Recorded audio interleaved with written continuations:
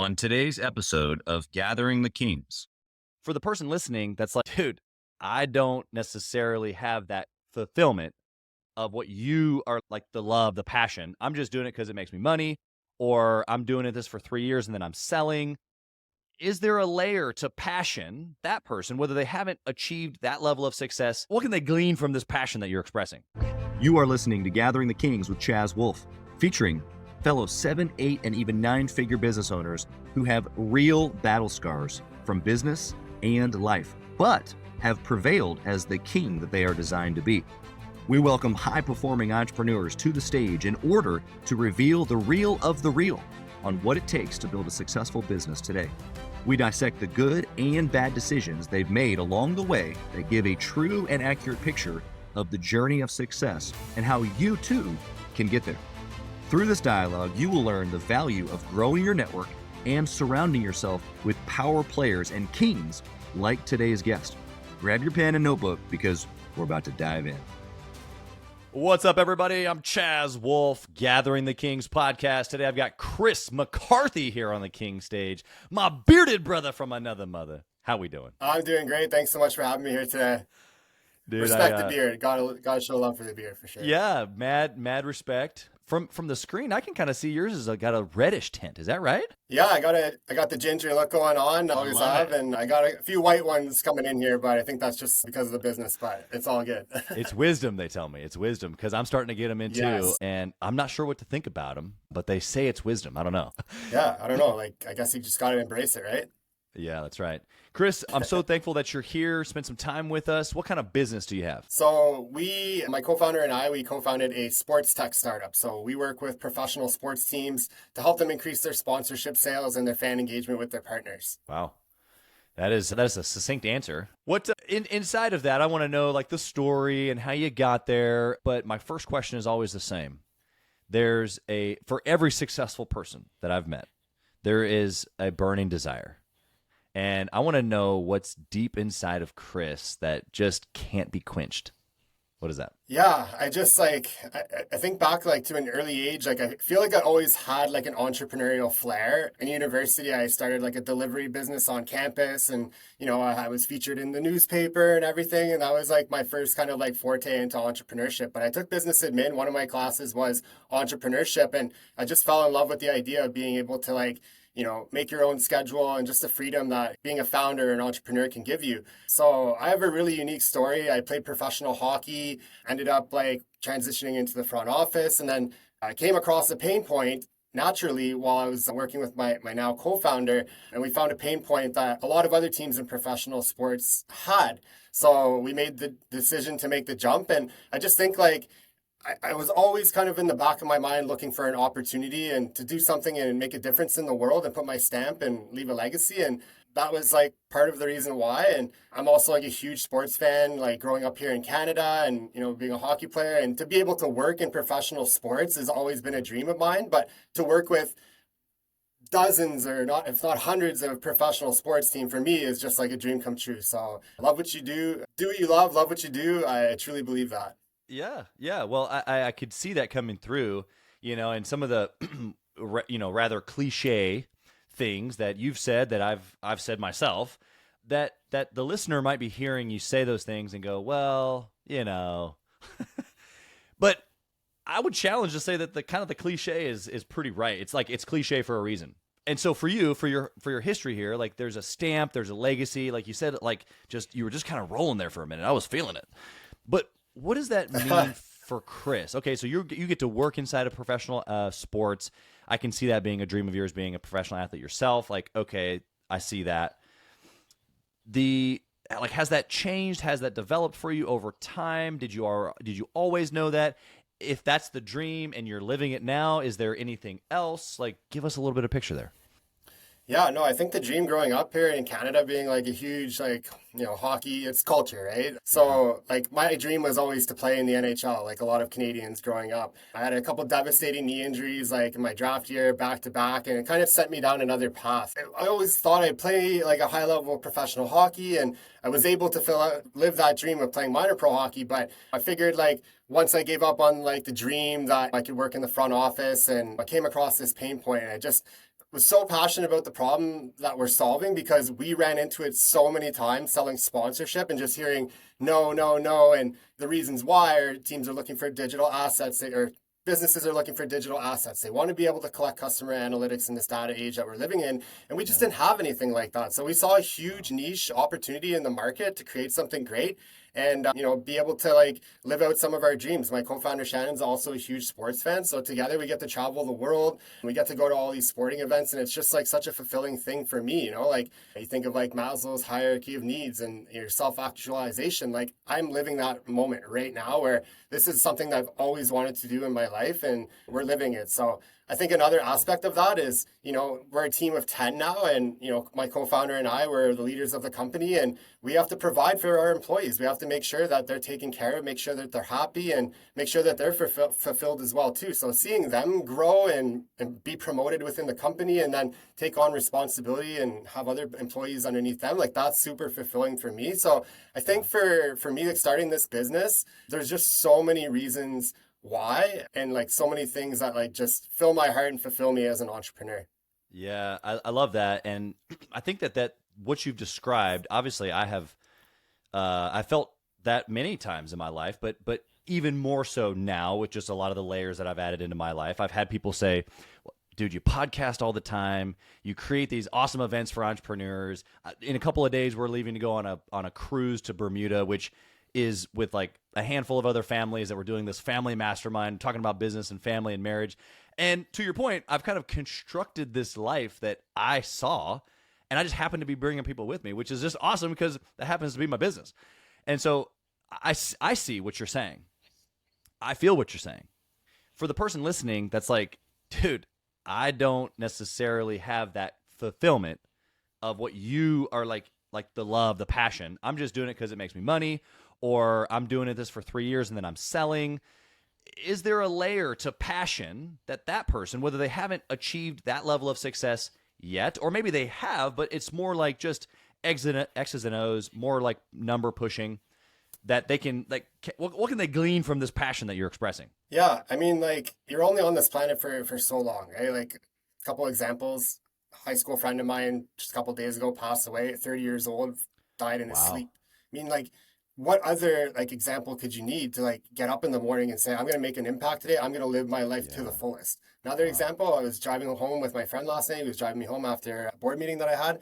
And he's kind of in a situation where he's not sure what he wants to do with his life. He's in his early 30s and he's looking to me. I've got this like successful business growing and I'm really fulfilled. And, I'm just trying to give him advice. Like, do something that you're passionate about. Like, what do you love? Like, find something that you love to do and, build a career around that. So, I mean, I don't know if that directly answers your question, but I think everybody listening to this podcast has the opportunity to do something great, no matter like your race, religion, your background. My co-founder and I, we started this business with 68 cents in our bank account, and we've grown our business exponentially over the last 5.5 years. Look at your life. Think of it like a 5-year blocks, right? Like, where do you want to be in 5 years? We've taken our company from an idea to being backed by a Fortune 50 company in the States and, partnered with NASCAR. So if I can do it, you can do it. And I want everyone at home to believe in yourself and have that mindset. Yeah. Yeah, not even being backed by some of those things. I mean, I'm sure we'll get into some of the things that you're headed towards, but you're looking at doing a seed round. You're looking at major growth. Like, talk about just that for like 30 seconds. I mean, there's a lot of things that you're talking about 0 to 5 years, and you've kind of like, in that short period of time. Tell us a little bit about that. Yeah, I think like a misconception for people is that you need to have all kinds of money to start a business. We were extremely scrappy in those early days. We did, crowdfunding. We won pitch competitions. We got government grants, loans, lines of credit. Like, we just did whatever we had to do to progress the business forward. And then we got to a point where it was like really starting to grow, and then the pandemic hit, right? So no one could have ever imagined that, but we were able to just like get through that and survive. And so I hate it when people say like they have excuses for like why they're waiting for the conditions to be right before they start their business. And for us, like getting to this point, we're really proud of ourselves. 90% of businesses fail within the first 5 years. So we've kind of like hit that milestone. And we're also a women-led company. Only 2.7% of venture capital goes to women-led companies. So right away, we're behind the eight ball in that sense. But getting validation from like a Fortune 50 company like Comcast, NBC, and starting to work with these major league teams has really given us that confidence. And now we're attracting, major investors in the sports tech scene. So yeah, definitely it's, we've learned a lot along the way. It's definitely been a journey, but the fundraising part of the business is a whole journey, a whole beast in itself. I think those early years, you have to be really scrappy, but building relationships is what leads naturally into these investment relationships. It's not just like someone like throwing out cold emails all day. Like I would prefer to like build the relationships naturally, and that's just kind of how I roll. So yeah, I think you gave some great value there. I just got to know though, like that last purchase right before you knew it was only 68 cents. Was it a couple bucks? Was it a Starbucks? Was it a big purchase? Like, what was that last purchase that took you all the way down to 68 cents so precisely? it's probably on rent. We just reinvested everything that we had into like, ourselves. And yeah, it was like, we were working for two minor professional hockey teams at the time. One of them was kind of fledgling, and we went 11 weeks without getting paid from that one team. So Wow. like, it was really tough to make ends meet, but we saw the bigger picture, right? And we wanted to like validate our platform with this team. It ended up folding like before playoffs. We never got paid, but these are the things that you have to roll with as an entrepreneur. But yeah, we lived pretty lean back in those days for sure. Yeah, I mean, 68 cents. I mean, not a whole lot of options there, but I love the word scrappy. I would definitely have put myself in that position, or that phraseology of scrappy. I still think I'm scrappy. Would you consider yourself scrappy still today? Absolutely. Like we're frugal. I think another misconception is like wealthy people like aren't frugal. I think there's a lot of wealthy people, and they've gotten that way by being frugal and being cognizant about how they spend their money. So yeah. Especially when you're aggressive in your investment mindset. That's your mindset is growth.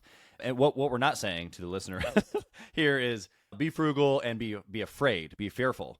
To me, scrappy is like, 5 in, and I'm going to take 4 and I'm going to put them back into marching orders to go to see what else I can drum up, because I need another 5 to come in off of that one, and that one's not going to work, and that one's not going to work, and I'm going to possibly get 3 off of that one, so then there's 8 going to come back, and I'm going to take 7 out of that, and we're going to live on the 1. I took the 1 from the first set, 1 from the second set, and we're just going to keep being scrappy here. What that did, and maybe you can agree, is that it just forced me to creatively solve problems. I'm already kind of a problem solver. As entrepreneurs, that's what we do. We solve problems. But sometimes when we like purposefully put ourselves in situations where it's like, okay, what do I have to do here? Like what is the only way out? There's an old book that I have read many, many times, but it's called Blue Vase Mentality. It's like, no, I have to get this, period. It's either this or I die. And when you put yourself in that position, magical things happen. Would you agree? Yeah, I definitely think so. Matt Higgins just put out a book called Burning the Boats, and basically like don't have a backup plan. If you have a backup plan in your mind, you're going to say, okay, if I'm not successful, if it doesn't work out, I've got this plan to fall back on.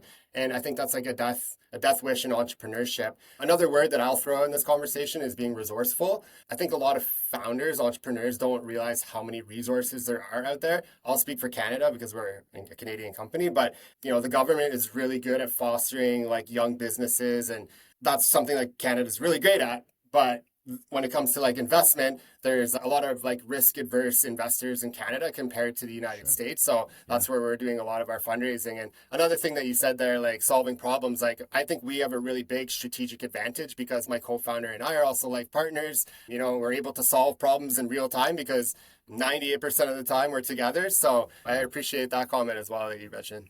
Yeah, it really does go into scrappy. You know what I mean? Like I just feel like it just all falls into that. But I want to hear a little bit more about the story. So you're working for a company. It obviously was a stressful like period of time money-wise. You got this idea, this concept. You guys decided to go in together on this. Give us like a little bit of that part of the story. Yeah, so we were selling sponsorship for these two minor professional hockey teams, and businesses that we were approaching in the community just kept telling us over and over again that they didn't just want the traditional sponsorship inventory we were selling, and instead they wanted something that could digitally activate our fans and allow them to collect customer analytics. And we didn't have anything like that. So we got really frustrated after hearing no over and over again. So we looked elsewhere in the industry to see what other teams were doing. And we found that so many teams were still using paper coupons as the medium between the fan and the sponsor. Wow. With paper coupons, there's all kinds of costs associated, distribution, logistics. Like they don't collect any data, right? We're living in like a data-driven age. So we saw like a huge opportunity. And so I remember one day I went home to Ottawa. I was living like in Ottawa and staying in Cornwall part-time kind of thing.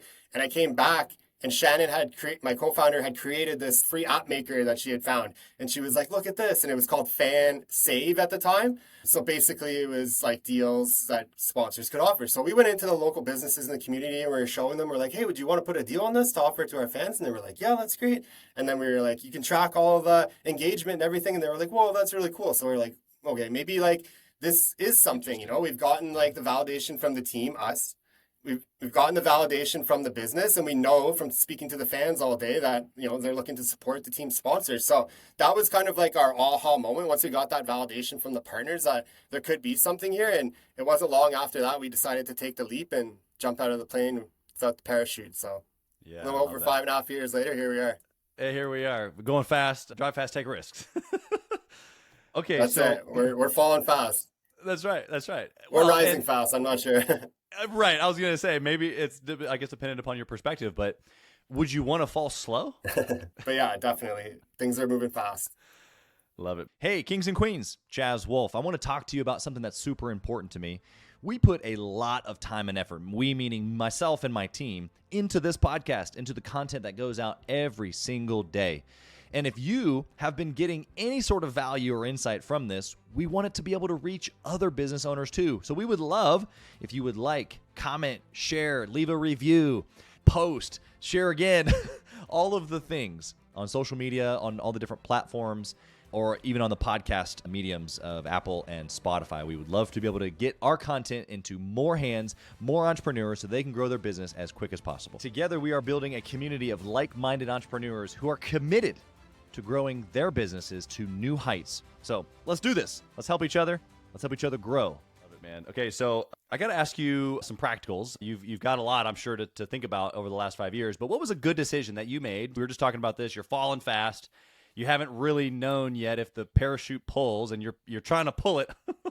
What's the good decision that you made that we can learn from? You'd repeat it over and over. Yeah, definitely. There's so many along the way. I think of one like creating our advisory board. So, you know, we were about a year into our business and we heard the concept of an advisor and an advisory board and how that could lend credibility to your company, help you solve problems, give you support. So our first advisor was actually a judge that we met at a startup competition that we were in, and he just loved the concept and what we were doing. And from there, we just met some other great people that were really bought into the vision and really liked us as people and wanted to be along for the journey, and just not for any shares or any money, just for the prestige and just to be along for the journey, right? So we've got an advisory board of 12, and we've got really incredible people like the founder of the Ottawa Senators. We've got executives that have worked in major leagues for over 70 years combined, but we also have advisors on different aspects of the business, HR, PR. So really, if we ever have like, you know, a problem or a challenge that we're trying to work through, there's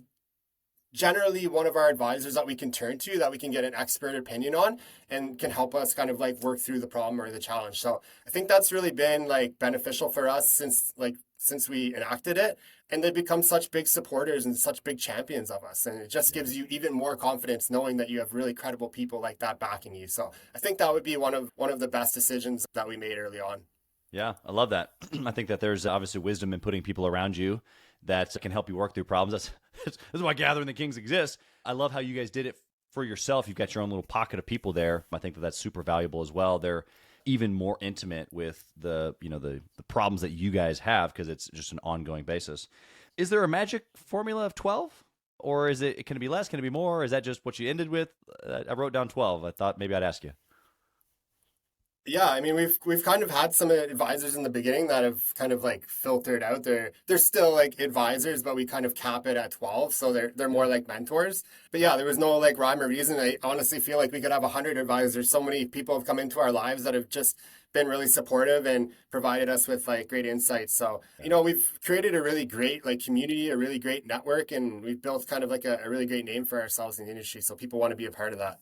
I love that. You just made a distinction between someone who's an advisor and potentially graduate or move on, or maybe there's just a difference between a mentor and an advisor. What is that difference for you?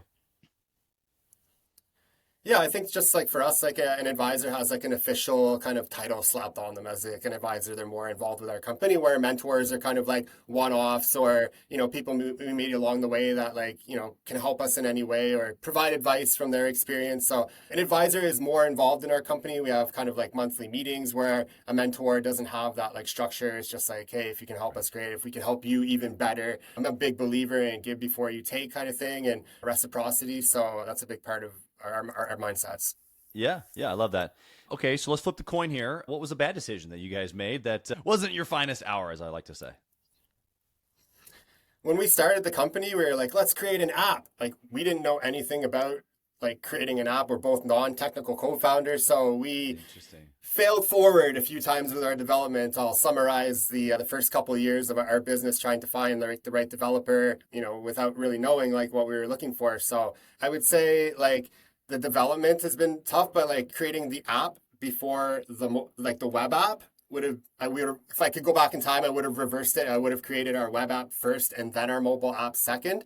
A lot of teams in the beginning were like, oh, like we don't want our fans to have to download another app. And we kind of ran into that, whereas like, so that's why we built our web app, which is like our website, but it's also embeddable into team websites and mobile apps. So, I mean, I think we learned a lot from it. I'm not regretful for any mistakes or anything that I make, because there's always an opportunity to learn. But if I could go back in time, that would be a thing that I would change.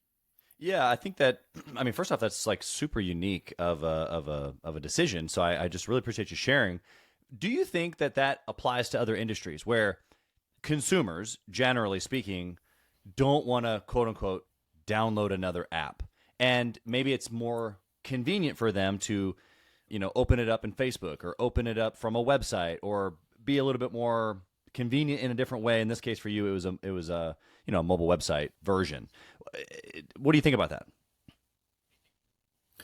Yeah, so I think of an example of a team that we're not working with that has 7 different partners of theirs that are offering deals to their fans once an in-game event happens, such as like a hat trick or anything like that. And so they're sending their fans to download 7 different mobile apps to access these deals. They have to sign up for rewards. The team is not tracking like any of the data. So from like our customers' perspective, like this team is not doing it right. And there's a lot of teams that are looking for this solution so that they can actually drive their fans back to their own digital assets, as opposed to sending their fans to third-party platforms. Another thing that I recently ran into a couple days ago is one of our teams was like, oh, we have some older fans, season ticket holders, and they have like flip phones. They can't access like the mobile app. And I'm like, well, how are they even going to access like the web app? So like, dealing with things on the fly like that come up and trying to find solutions, it's just all part of it. So yeah, I think I think that's probably a dying problem, but it still exists, I'm sure. The other problem that we're kind of discussing is a little bit more of convenience, and also too, you made a huge distinction there of your client, the team. They don't want to necessarily take their resource and point people towards you.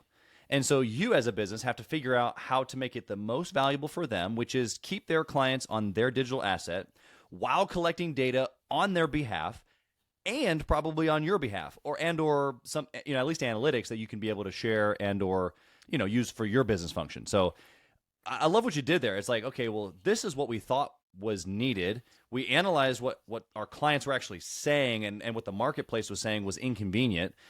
And the solution actually makes it better for the consumer, the actual ticket holder, as well as our client, the team holder, because we keep them on their digital assets all around. We just got to figure out how this helps us as well, which obviously you guys have done. Otherwise, you wouldn't be in business. So, like, this is probably a years in the making type of conversation that we've been having, I assume. Yeah, the more fans that redeem deals, the more the sponsors are happy. The more the sponsors are happy, the more the team is happy that their sponsors are happy. So we have 3 stakeholders: the team, the sponsor, and the fan. So we need to have like, our messaging needs to be different depending on who we're talking to, who we're communicating to, right? If it's a fan, we want to be more fan facing. We don't want to be like telling them that we're, collecting their data, even though they sign off on terms and conditions, just like every other social media platform. But that's not something that we would lead with. Whereas when we're talking to the teams, they are so desperate for data and to be able to understand the relationship between the fan and their corporate partners. So that messaging is a little different. And then for the sponsors, it's really like, driving in traffic into their business and allowing them to track that engagement. So yeah, 3 different kind of like communication kind of styles depending on who we're talking to. So we're always cognizant of that. Yeah, I love that. You guys are obviously analytical in your approach, but the vulnerability of like, we just assumed and we just did it. Number one, not even being, technically appropriate. I loved what you said. Your co-founder went on to a free app and basically hodgepodged it, which is so entrepreneurial. Yeah. I love it. But then obviously some assumptions came out of that, and you guys got it figured out, which is the overcoming. It's the, like you said, if Kris can do it, you can do it. And so some I don't know if this looks like the same in a marketing business or in a in a drywall business or in a commercial manufacturing company. Yeah, but it's the same principles that exist. So I appreciate that. I want to ask you about your decision making, and then I want to move on to our speed round. In the decision making, is there like a formula that you follow? Like you guys have like you said, you got 3 stakeholders. You're trying to please everybody. On top of that, you got investors and you got yourselves and your team. So really, you've got even more than 3 stakeholders. How do you guys make quality decisions? Fair. Yeah, quality decisions. I think my co-founder and I, like when we met right away, like we were like finishing each other's sentences and like we just have like the same mind for business. Again, going back to being so close to each other and being able to solve problems in real time. I think that's like a big thing for us. Just trying to think of your question in a different way. It's a lot, right? Like you lean on your advisors, you lean on each other as co-founders, then you're trying to like empower your employees so that they can kind of take on more responsibility. Shannon and I have done a really good job of like breaking the business into 2 and both focusing on our strengths, right? So my strength is like strategy, business development, sales, and marketing. And on her side, she's like an awesome marketer. She's the face of the company. She does all the back end admin, the legal, and everything like that. So, and also the most important part is she takes the lead on the investment side of things. So, we both play to our strengths and we complement each other's strengths and weaknesses. So I think that's kind of how we're managed. We're also like very organized. I say we, but more so Shannon has made us more organized. She's very, very organized and that keeps us on track. And there's a lot of tools that we use as well too. We've got our CRMs. We use Trello to kind of like manage our team and kind of like our accounts and things like that. So yeah, there's lots of ways that we're able to kind of like manage all of our different stakeholders. Yeah, love that. Appreciate it. In the speed round here, I want to know the top KPI or the one that you would track forever and ever if you could only pick one.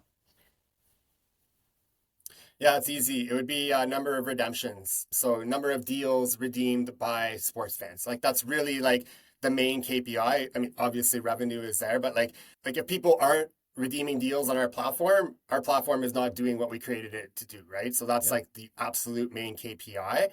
Things like impressions on their page and, things like that, like number of followers to a team's page, like those are all important. But at the end of the day, if like fans aren't redeeming deals, like the platform is not doing what it's supposed to be doing. Yeah. It's your usage KPI, and usage can be tracked in LTV. It can be tracked in, do I have repeat customers, referrals? Like there's a lot of maybe individual KPIs, but what we're talking about is usage.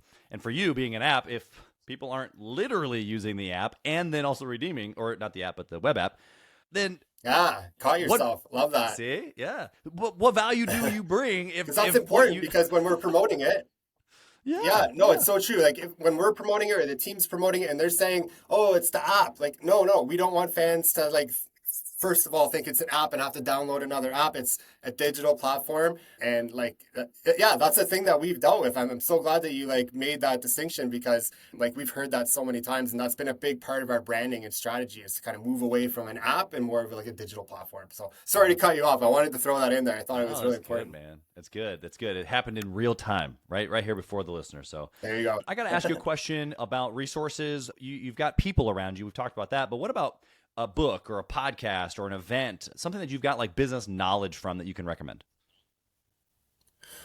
Okay.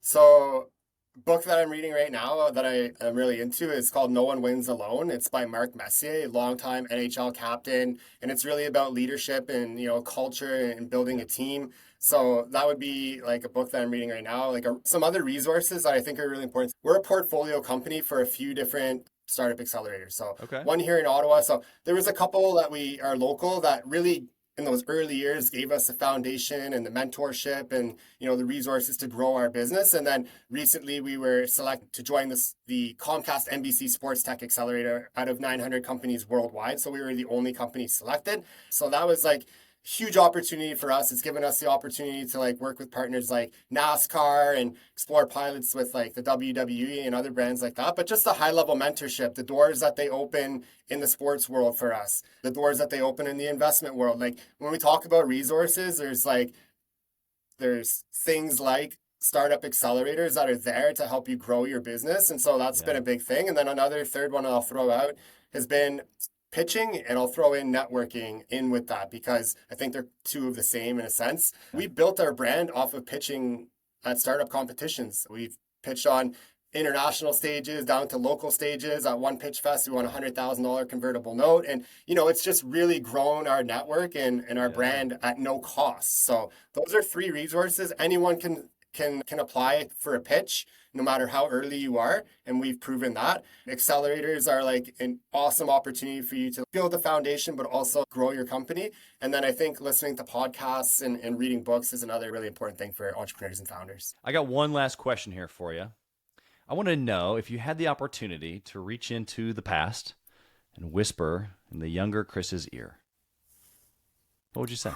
Be patient and be passionate. I've always been passionate about anything that I do. I've always thrown myself into whatever I do. I think there's like another cliche, if it's worth doing, it's worth doing right. I'm not the type of person that kind of dips my toe in or kind of goes half-ass. Like I really like to make the most out of opportunities. So being patient as well. I think like when people start a business, they get that like overnight success expectations sometimes, or they only see the successful businesses, right? They don't see the 90% of businesses that fail. So I would say like when we were first starting this business, we thought, okay, we're going to get like investment after 3 years. We're going to have major league teams.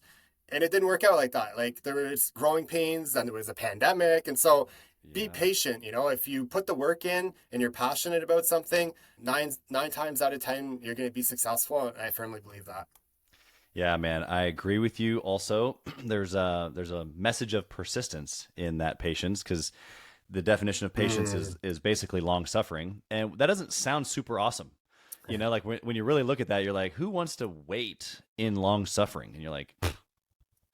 But the reality of it is that the majority of things worth it either take time or just this massive lift. Otherwise, it wouldn't be worth it, in my opinion. So I just appreciate your vulnerability there. How can the listener find you, Kris? So first off, you got all kinds of ways that people need to locate you.